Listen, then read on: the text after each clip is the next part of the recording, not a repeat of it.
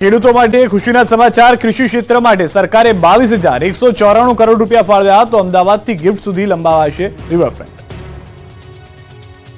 ગુજરાત વિધાનસભામાં બજેટમાં ખેડૂતો માટે મોટી જાહેરાત કરવામાં આવી છે। નાણામંત્રી કનુભાઈ દેસાઈએ ખેડૂતો માટે વિવિધ જાહેરાતો કરી છે।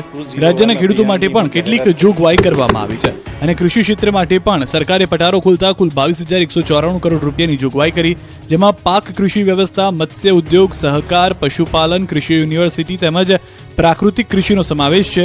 કૃષિ અને સહકાર વિભાગ માટે 22,194 કરોડની જોગવાઈ, જેમાં ખેતીમાં ડ્રોનનો ઉપયોગ માટે તાલીમ અને સહાય અપાય છે।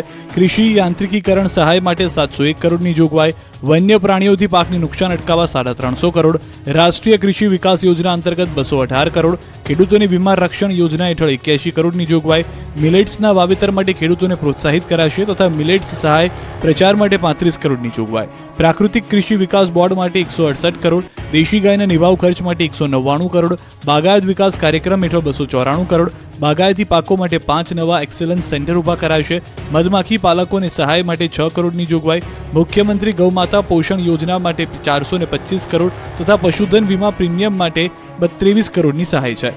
ખેતરને ફરતે કાટાડી વાળ સોલાર ફેન્સિંગ માટે 350 કરોડની જોગવાઈ તથા એગ્રો અને ફૂડ પ્રોસેસિંગ એકમો માટે 200 કરોડની જોગવાઈ, ખેડૂતોના આકસ્મિક મૃત્યુના કિસ્સામાં વીમા સંરક્ષણ માટે 81 કરોડની જોગવાઈ, ખેડૂતોને બેંકો મારફત 3 લાખ સુધીની ટૂંકી મુદતનું પાક ધિરાણ કેસીસી મારફત આપવામાં આવે છે। ધિરાણની આ રકમ પર 4% લેખે વ્યાજ રાહત આપવા માટે 1140 કરોડ